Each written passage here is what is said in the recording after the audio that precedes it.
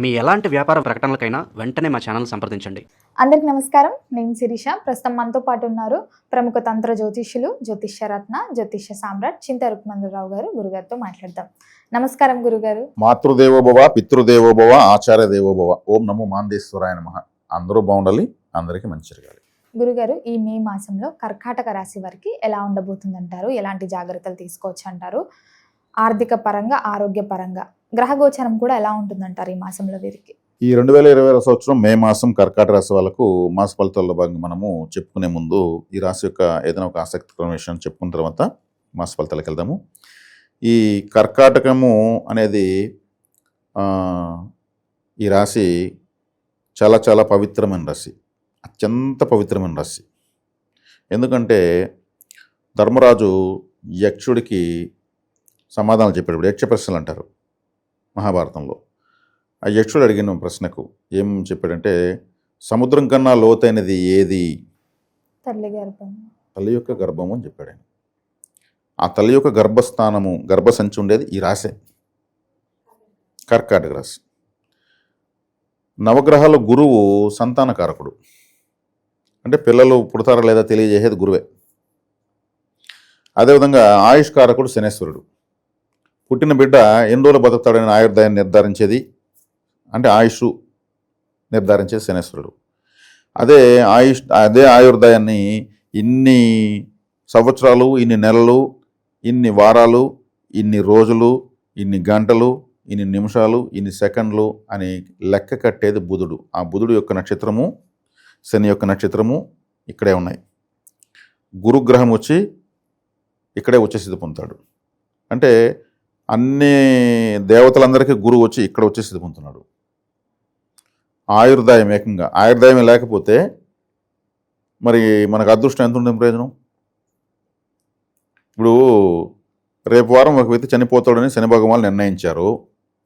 వచ్చే నెల నీకు కలెక్టర్ జాబ్ వస్తుంది అని చెప్పాడు అనుకోండి, బతకపోతే వారం రోజులు, రేపు నెల కలెక్టర్ అంటే ఎట్లా ఉంటుంది? కాబట్టి ఆయుర్దాయం అనేది నిజమైన అదృష్టం. ఏదైనా బాధ అనుభవించాలన్నా, అదృష్టాన్ని అనుభవించాలన్నా ఆయుర్దాయం కావాలి ఫస్ట్. ఆ ఆయుర్దాయాన్ని ఇచ్చేటువంటి శనేశ్వరుడే పుష్యమి నక్షత్రం అయింది, ఇక్కడే ఉంది. ఆ పుష్యమి నక్షత్రంలోనే గురు భగవాన్ వారు ఉచ్చస్థితి పొందుతారు. ఈ గురువు 12 ఇంట్లో ఉండడము అంత మంచిది కాదు. అంటే ఈ రాశిలోనే ఉచ్చస్థితి పొందుతాడని చెప్పాను కదా, గురుగ్రహము శని గ్రహము. కాబట్టి శని గురువులు అంత అనుకూలంగా లేరు.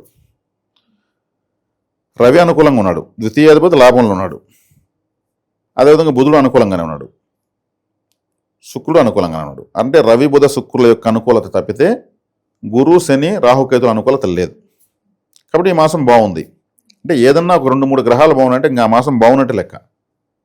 కాబట్టి మనం విశ్లేషణాత్మకంగా చెప్తున్నాం. కాబట్టి ఇక్కడ ఆశ్లేష బుధుడు అంటే లెక్కల teacher, auditor, CA, chartered accountant బుధుడు కూడా ఇక్కడే ఆశ్లేష నక్షత్రంలో ఉన్నాడు. ఆశ్లేష నక్షత్రం అంటే ఆదిశేషుడు. ఆదిశేషుడు తన పడగలపైన భూమిని మోస్తున్నాడు కలియుగంలో. మరి ఎంత ఉంది ఈ రాశిలో శక్తి? మాతృస్థానం అన్నారు, అందుకే అది. తల్లిని మించిన దైవం లేదు. ఎవరైనా సరే ఢిల్లీకి రాదినా తల్లి కొడుకే. మరి దేవగురువు బ్రతుకుని ఎక్కడికి వచ్చాడు? మరి శనేశ్వరుడు ఆయన కూడా మాతృభక్తుడు. తల్లి గుర్రం రూపంలో ఉంటే ఛాయాదేవి, ఆమె కాల్లో ఒక షూగా తయారయ్యాడు శనేశ్వరుడు. గుర్రం నాడ అంటారు దాన్ని. ఆ తల్లి సేవ అలా చేశాడు ఆయన శనేశ్వరుడు. అప్పుడు ఆ నాడ ఆమె వరం ఇచ్చింది, ఎవరైతే ఈ నాడ పెట్టి పూజిస్తారో వాళ్ళకు నా బిడ్డ యొక్క బాధలు ఉండవు అని చెప్పింది. అందుకే గుర్రం నాడ తెచ్చి శనేశ్వరుడు సైడ్. కాబట్టి కర్కాటక రాశి అంటే ఇంకా తల్లి లేకపోతే మనం లేము. ఆది గురువు తల్లే. అందుకే గర్భసంచి, గర్భాశయము, మాతృత్వముకు మించినటువంటి మాధుర్యము ఇంకా అది ఆ మాటలు చాలవు.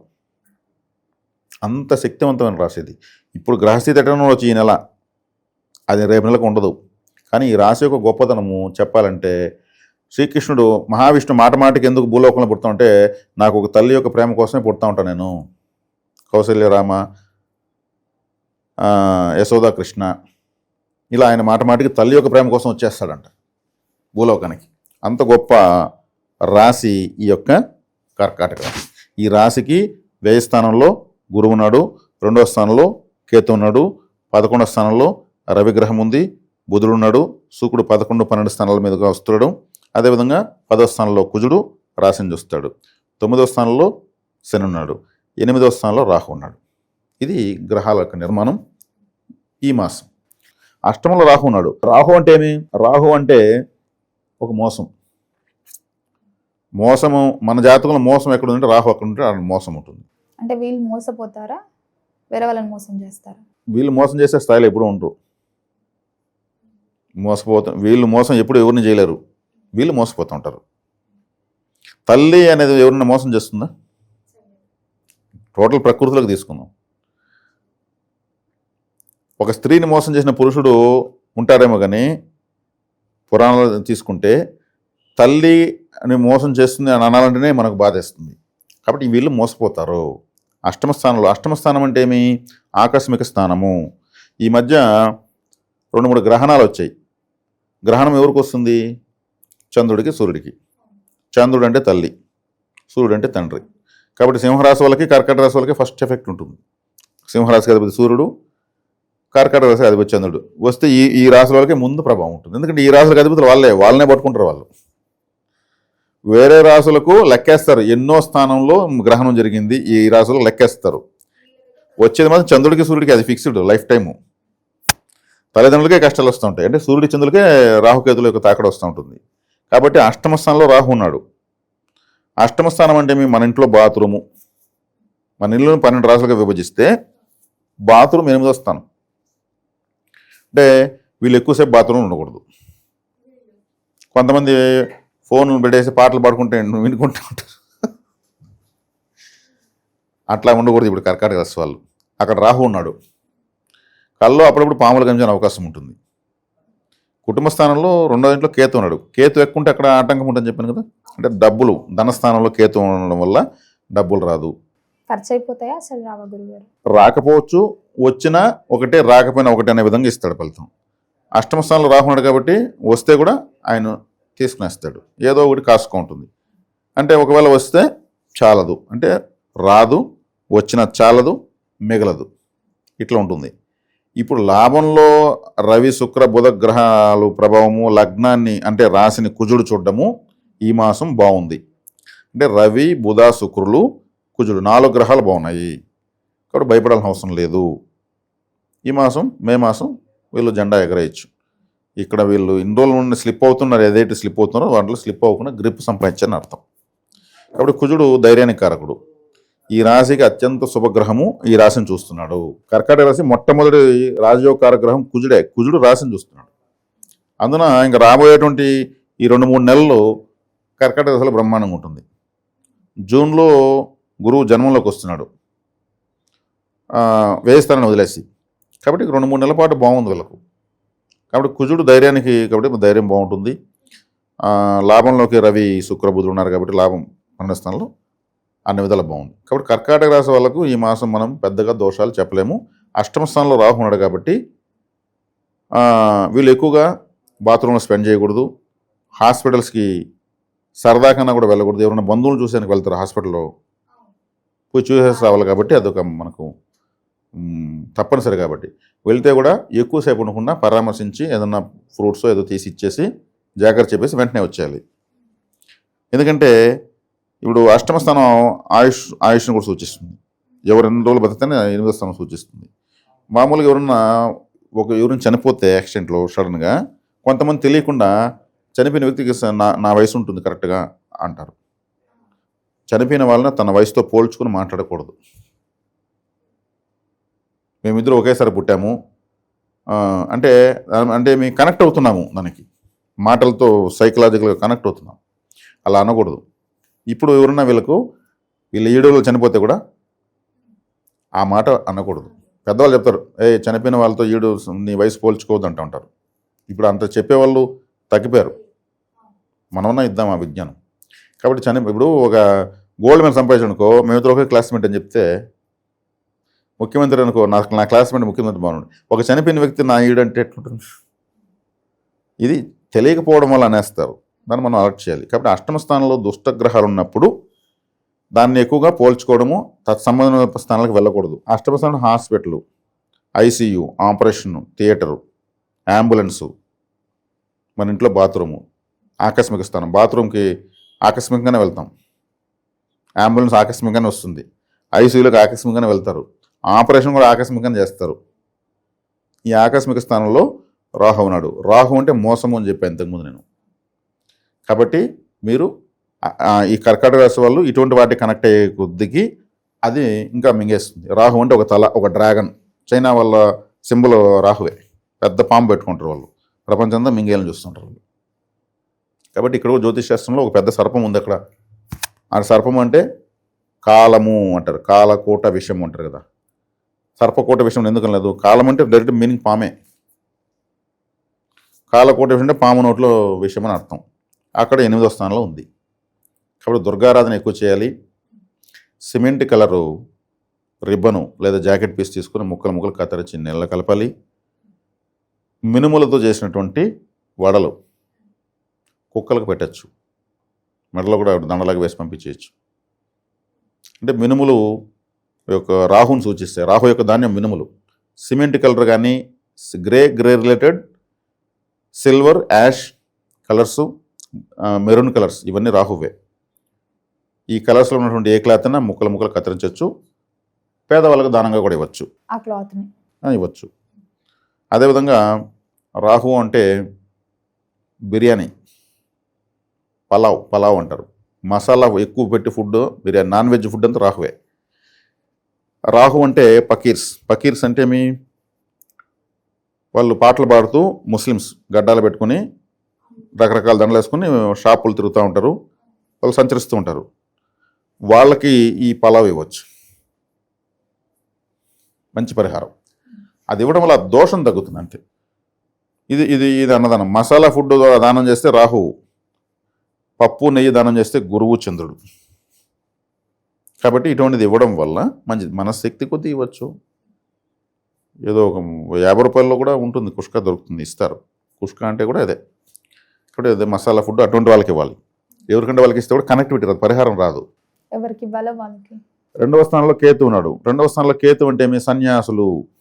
రాహు అంటే ఆ సన్యాసులు, ముస్లిం సన్యాసులు, గ్రీన్ కలర్ వేసుకొని తిరుగుతూ ఉంటారు వాళ్ళు. కేతు అంటే మనలో సాధు సన్యాసులు తిరుగుతూ ఉంటారు, మన హిందువుల్లో. ఇటువంటి వాళ్ళకి ఇవ్వచ్చు. ఓ కాషాయం పంచె టవల్ ఇవ్వచ్చు. కేతు 2వ ఇంట్లో ఉన్నాడు, ధనస్థానంలో ఉన్నాడు. రాహు 2వ ఇంట్లో కేతు, 8వ ఇంట్లో రాహు ఉన్నారు. మధ్యలో పైన అన్ని గ్రహాలు ఉన్నాయి. కానీ కేతు ద్వారా వస్తే కేతుగ్రస్త కాలసర్ప దోషం ఉంది ఇప్పుడు. అది మంచిదే. కేతువు ద్వారా వస్తే మంచిది, నేర్పిస్తూ వస్తాడు. రాహు ద్వారా వస్తే అంత తినేస్తూ వస్తాడు. కాబట్టి రాహుగ్రస్త కాలసర్ప దోషం లేదు కాబట్టి నేను కాలసర్ప దోషం గురించి హైలైట్ చేయడం లేదు. కేతువు కాబట్టి 2వ స్థానంలో ఉన్నాడు కాబట్టి, కేతువు అంటే నాకు ఏది వద్దు అనేవాడు కాబట్టి, కుటుంబ స్థానంలో ఉంటే మనకి ఏదన్నా ఉంటేనే మనం కుటుంబం నడిపించగలం కాబట్టి, కేతు యొక్క తాకట్టు తగ్గాలి కాబట్టి కాషాయం రంగు రిబ్బను కత్తిరించి ముక్కలుగా నిలగలపచ్చు. ఉలవ చేరతో వీళ్ళు అన్నం తినకూడదు. ఉలవ చేరతో చేసిన అన్నం దానం చేయొచ్చు. ఉలవలంటే కేతువే. ఉలవ చేరతో చేసినటువంటి ఫుడ్, రైస్ బాగా తింటారు అందరూ కూడా, దానం చేయొచ్చు. మరీ ముఖ్యంగా వినాయకుడు ఆలయం దగ్గర ఇస్తే ఇంకా మంచిది, నైవేద్యంగా పెట్టి ఇది చేయొచ్చు. ఇది చేస్తే ఈ మాసం వీళ్ళు సూపర్. మరి పెట్టుబడుల విషయానికి వస్తే పెట్టచ్చు అంటారు? పెట్టుబడుల విషయానికి వస్తే అంటే పెట్టుబడి అంటే మీకు 2, 11, 10 ఈ స్థానాలు వస్తాయి. 2వ స్థానంలో కేతువుకి పరిహారం చేసుకోగలిగితే వీళ్ళు స్తోమత కొద్ది పెట్టుకునే పెట్టుబడులు బాగా కలిసి వస్తాయి. ఎందుకంటే అక్కడంతా శుభగ్రహాలు జరుగుతున్నాయి. కుజుడు, లాభంలో రవి, శుక్రుడు, బుధుడు వీళ్ళంతా సంచరిస్తున్నారు కాబట్టి లాభాలు వస్తాయి. మరి ముఖ్యంగా స్త్రీ సంబంధ వ్యాపారాలు చేయొచ్చు. ఫ్యాన్సీ స్టోర్లు పెట్టడము, 1 గ్రామ్ గోల్డ్ పెట్టడము, మ్యాచింగ్ సెంటర్స్ పెట్టడము, బ్యూటీ పార్లర్స్ పెట్టడము, ఈ మన లేడీస్ ఏమైనా చేయొచ్చు. కిచెన్ వేర్స్ పెట్టచ్చు. ఇదేదో ఇవంతా ముగ్గుల్లాగా చేతుల మీద వేస్తూ ఉంటారు, ఇవన్నీ కూడా వాళ్ళ స్థాయిని బట్టి చేసుకోవచ్చు. మరి గృహయోగం, వాహన యోగం కూడా ఉందంటారా ఈ మాసంలో వీరికి? గృహయోగము, వాహన యోగం అన్నీ ఉన్నాయి. దేనికైనా ఇప్పుడు వచ్చిందని సేవ్ చేసుకోవడమే చాలా ఇంపార్టెంట్. ఇప్పుడు ఉదాహరణ హైదరాబాద్లో ఇల్లు కట్టాలి అని ఎవరిని అడిగారు అనుకోండి, ఇక్కడ ఏదైనా 4వ ఇంట్లో శుభగ్రహం ఉంది, మీరు కట్టేస్తారంటే ఎట్లా కట్టేస్తారు? ఈరోజు ఫ్లాట్ కొని సింపుల్ కట్టాలంటే 2 కోట్లు కావాలి హైదరాబాద్లో. మంచి సెంటర్ ఏ ఏరియాలో అని నడతాను, వాళ్ళు మంచి కూకట్పల్లి గచ్చిబౌలి ఏదో చెప్తారు, ఆడ ఆ ఏరియాలకు ఉండే వాల్యూకి 2 కోట్లు కావాలి. నేను మాస ఫలితం చూసి మీరు ఇల్లు కట్టేస్తారంటే ఏ పక్క చెప్పాలి అబద్ధాలు? మనం సమస్యల్లో ఉంటారు కానీ ఆశపడి గృహయోగం పడతారు. ఇప్పుడు కలిసి వచ్చిన అవకాశం మీ సమస్యలు తీర్చుకోండి, సమస్యలు తీరిపోయిన తర్వాత ఇంటిపైన దృష్టి పెట్టండి చెప్తాం. కాబట్టి ఇప్పుడు వీళ్ళు వచ్చిన సమస్యలను అధిగమించేదానికి బలం వచ్చింది. ఉన్న సమస్యలను క్లీన్ చేస్తే కొత్త సమస్యలకు పోకుండా సేఫ్ అవ్వచ్చు. మరి గురుగారు, ఈ కర్కాటక రాశి వారు ఈ మాసంలో దేని పట్ల జాగ్రత్తగా ఉంటే ఈ మాసం కలిసి వస్తుందంటారు వీళ్ళకి? దేని పట్ల అంటే చెప్పాను కదా, మరీ ముఖ్యంగా ఎవరైనా చనిపోతే వాళ్ళని పోల్చుకోవడము, హాస్పిటల్స్కి ఎక్కువగా వెళ్ళడము, లేదంటే బండ్లో పోతూ కూడా ఇంపార్టెంట్ కాల్ వస్తే తెలియకుండా హాస్పిటల్ ముందు ఆపేసి బండి ఎక్కువసేపు మాట్లాడడము. హాస్పిటల్ ముందు ఆపకూడదు, కొంచెం దాటేయాలి.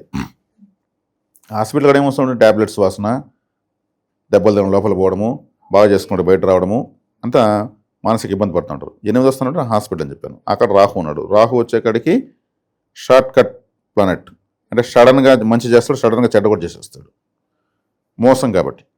కాబట్టి అక్కడంతా కూడా ఇప్పుడు అంబులెన్స్కి వచ్చేకాడికి ఆర్ఎన్బి రూల్స్ పనిచేయవు. అంటే ఆర్ఎన్బి రూల్స్ అనేవి రోడ్స్ అండ్ బిల్డింగ్స్ రూల్స్ పనిచేయవు, ట్రాఫిక్ రూల్స్ పనిచేయవు. అది ఎట్లన్నా వెళ్ళొచ్చు. ప్రపంచంలో ట్రాఫిక్ రూల్స్ లేని ఏకైక వాహనం అంబులెన్సే. దానికి అందరూ వదిలేస్తారు. మీరు ఎక్కడెక్కడ బండి ఆపేటప్పుడు ఒకవేళ హాస్పిటల్ పెట్టుకుని అంబులెన్స్ అర్జెంట్ లోపలికి వెళ్ళాలి, వచ్చి మీరే అడ్డం కావచ్చు. తప్పు అంబులెన్స్ కానే కాదు, అంబులెన్స్లో గుద్దితే కూడా కేసు లేదు.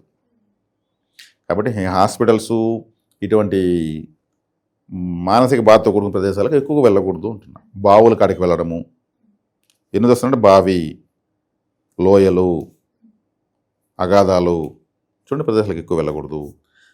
కర్కాటక రాశి వాళ్ళు చంద్రుడు కాబట్టి, మాతృస్థానం కాబట్టి సున్నితమైన వాళ్ళు, చాలా సున్నితమైన వాళ్ళు వీళ్ళు. కాబట్టి జాగ్రత్తగా ఉండాలి. ఇది వీళ్ళు తీసుకోవాల్సింది. గురుగారు, మొత్తం ఇది మాసంలో కర్కాటక రాశి వారికి ఎలా ఉంది, ఎలాంటి జాగ్రత్తలు తీసుకోవాలి, ఏ దైవాన్ని కూడా పూజించాలో తెలియజేసినందుకు ధన్యవాదాలండి. ధన్యవాదాలు.